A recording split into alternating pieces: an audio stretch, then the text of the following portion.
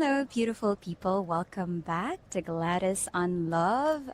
We are here in Siargao and I'm traveling with this beautiful woman here. Look at them, so gorgeous. Today's content, we will be talking about erotic blueprints and we'll get to know each and everyone's erotic blueprint. Who are they as an erotic being and what does it mean? So if you're interested, stick around. All right, let me just join them. So before I actually let Maya, Shay, and Leia take the erotic blueprint quiz for you to know who are you as an erotic being. Are you a sexual type of person, which means you are aroused by nudity, you love orgasm, you love penetration. And most people, they just know of sexual blueprint. When they think of sex, that's the picture they have in mind. Penetration, orgasm, like being naked. But there's actually a lot. And right now we're talking about 5 types.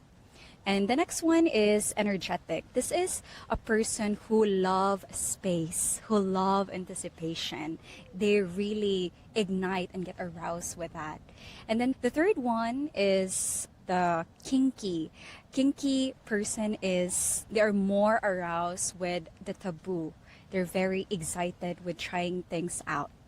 The fourth one is the sensual. Sensual person, they're aroused with their senses being ignited, like the sense of taste, the sense of touch. And, you know, if the energetic wants space, sensual wants to collapse all those senses.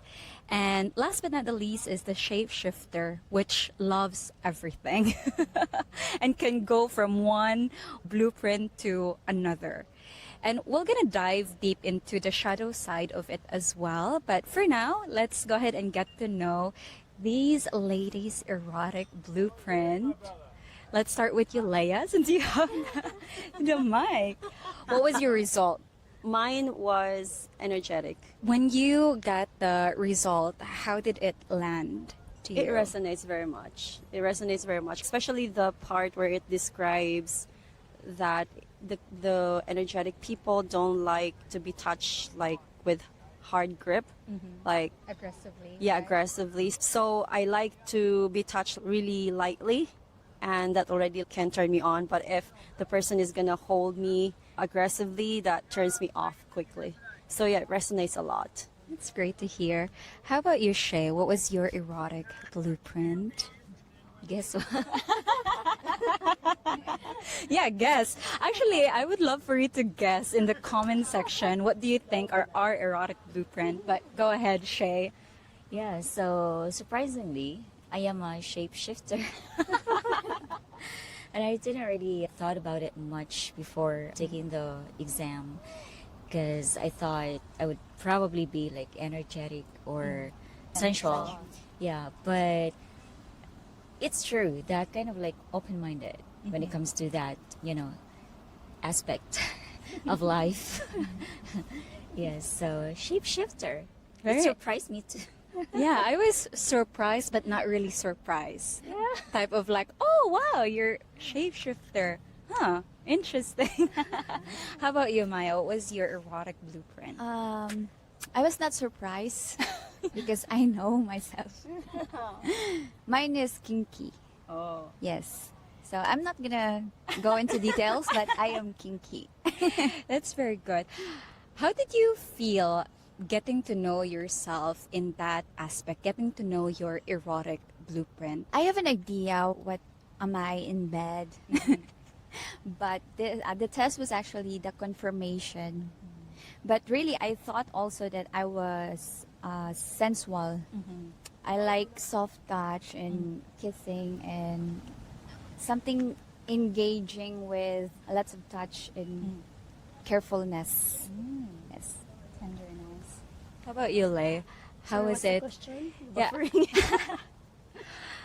Like, how was it knowing your erotic blueprint? Was there any significant realization or helpfulness in knowing?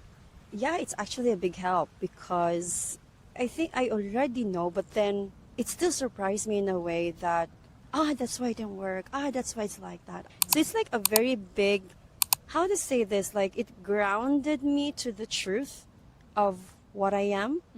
I didn't know that there is a definition of that, and that's, oh, this is really me, and that's why I was turned off by that, by this. So it's a very big help, actually, Gladys. Thank you for that. In the future, it will help me guide to whoever would be the partner to let him know that, oh, I'm actually like this. Especially if I'm going to like the person, and that would be like an issue because we don't know, nobody's perfect, right?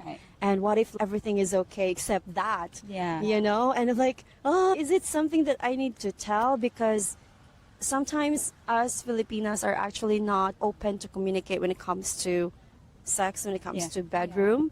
It's like we don't grow up like that, or it was not encouraged in the society where I was in. It was a taboo. So it's something that is a big help, Gladys. And yes, it will help me in the future, and it will help a lot in nurturing relationships, because I believe that the more you know yourself and the more you know your partner and the more you can understand each other, which doesn't click, which click, I think it will really help nurture the relationship. Beautiful said. Thank you, Leah, for sharing that. How about you, Shay? Was there a significant change, or was it helpful getting to know your erotic blueprint in a way? It is definitely, I would say, knowing your sexual blueprint is essential, because I think probably one of the reasons why relationships don't work is because you don't meet in that area as well. Relationships is complicated because it has so many aspects that you have to match with the other person, not necessarily 100% matching with the other person, but I think for me a lot of the aspects have to match with your partner. And knowing your blueprint, it is essential, especially when you're being paired with somebody, like if you're energetic, you're being paired with somebody who's not energetic. All right, we actually did a change of location because we were being cooked in the sun, and I can see Leia dripping its sweat already. So just to continue on our topic of the erotic blueprint, let's talk about the shadow aspect of the erotic blueprint. And also, what do you think is the most challenging when you know your erotic blueprint and you realize that the person that you're partnered with doesn't really speak, like you're Filipino and then your partner actually speak French, something like that. You cannot understand each other. Have you experienced that kind of challenge? I actually had an experience with these things, especially when I was in a relationship with my Filipino ex. We speak different language, so it was very sexual. So you just like pull out and penetrate, and done.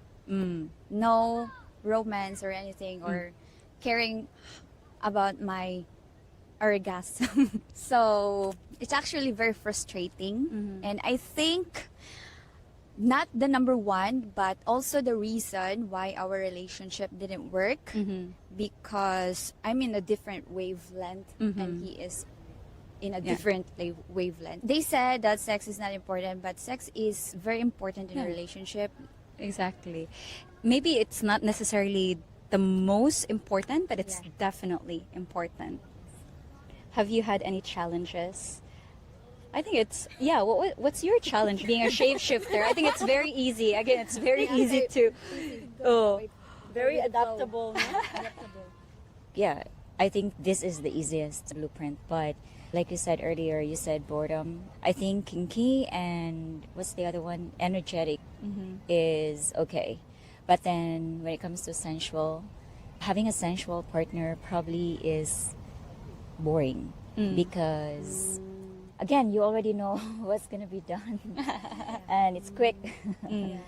Either it's quick or long and then you're doing the same thing and then it's long. It's like, oh, okay. When is this gonna end? But yeah, so I think being a shapeshifter, it does really work well with another shapeshifter, kinky and energetic. But sensual, I'm not really so sure because it probably works in a short time, but then probably not for longer term. Maybe I'm wrong. I'm not an expert. Well, thank you, Shay and Maya, for sharing. I will just talk about the shadow aspect of each blueprint. And again, a lot of people, most of us growing up, the idea of sex for us is in the sexual blueprint, which is again nudity, penetration, orgasm. And if you're someone who doesn't get turned on in any of those, the tendency is, what's wrong with me? Is there something wrong with me? Let me tell you, nothing's wrong. It's just that you are designed differently, and there's beauty in knowing that. I think being sexually adept is very important. It allows you to get to know yourself better and to also share who you are with your partner and share that experience with them. Now, for the kinky blueprint, there's a lot of shame embedded to that because you're excited with the taboo and something that are not widely expected by the society. But the thing is, if you're partnered with a kinky person, there's going to be a creative thing. Everything in your kitchen can be a tool, can be a toy for pleasure. Why would you not want that? Now, if you go with an energetic type of being, you're going to get is like a cosmos orgasmic, like a universe experience. And what was the term for it? Transcendent. You'll get a transcendence in sex. How amazing is that? Like you're not just here on earth, but you're going into the universe and having the full blast of experience. So when they are paired with another energetic blueprint, there is sort of, what's wrong with you? You're weird. It's like woo-woo type of thing. Like, how could you think of universe and magic when it's not being seen? So they are misunderstood. And sometimes they tend to also judge the other people because like, really? That's just all you know? Like, can you have a much better experience than that? There's that shadow aspect of it. But again, the beauty of the energetic is you're being welcomed into an out of this world experience. How amazing. You're flying. And for a shapeshifter, oh my God, what a beauty. I think if you have a superpower, it's being able to please everyone, please all the partner, whatever blueprint they are. But again, the shadow aspect of that is you are not satisfied yourself because you just tend to cater for what your lovers need. But it's hard for you to ask for more because you will be judged as you're too much. It's too much. It's too much shifting. You're complicated, stuff like that. And for sexual, sometimes they think like, oh my God, you have such high libido. Sometimes can even be told like, are you a slut? Are you a whore? You just want that. You want more of that. But the beauty is that it's the simplistic side. There's no need for prepping. Like if you touch, game on. No need for preparing. So those are the shadow aspect and also the good side of all this erotic being. And again, we all have the ability to actually shift. And if you are partner with someone that is opposite or like different from your erotic being, everything is a skill, everything can be learned. And it's nice if you have an open-minded partner who is willing to actually learn. That way, both of you has to learn. I have to learn to be a sensual type of person and know how to like do some touches, contour touches, igniting all the senses and all other aspect of the kinky type. So thank you so much, ladies. If you have one thought that you would like to share about this topic, what would it be? I think this all boils down to communication to both partners, especially for me that I'm energetic, and a little touch that is not in alignment with what I want, it's already like a big turn off. I'm like an easy turn on off switch. So it's very important for me to be able to communicate to my partner that, hey, I don't like that, it turns me off. And it's very important for the other person as well to be open to what I say and not being sensitive that, hey, she's being OA or she's being, what do you think of yourself? Something like that. So it's very important. It's some kind of knowing yourself. So for me, it also aligns with my self-love journey because it's knowing a part of me, as you said, another realm, another realm or another dimension of knowledge or wisdom inside you that can actually be nurtured and that can make an impact not just yourself, because you're going to experience something, but it's also a big impact to the other person. And together, it will be amazing. Wow, I love the answer. Thank you so much, Leia. How about you, Shay? I guess I would have to say know your blueprint as well as your partners and communicate it. Knowing your blueprint and communicating it and being open to actually adjust to your partner's blueprint goes a long way. I think probably going to add longevity in relationships, I guess. Yeah, that's it.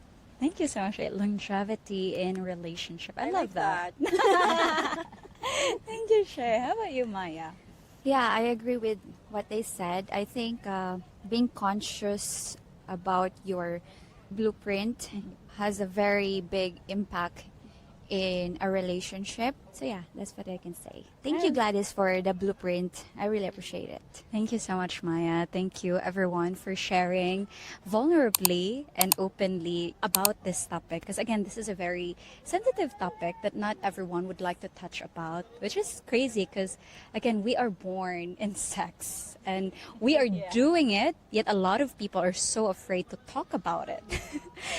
Even if they're already in a relationship. So I think allowing this topic to just be talk normally, let's normalize a conversation around sex because it's very important. And thank you, ladies, for allowing that to happen. Thank you, everyone. I hope you enjoyed this video and have an orgasmic day.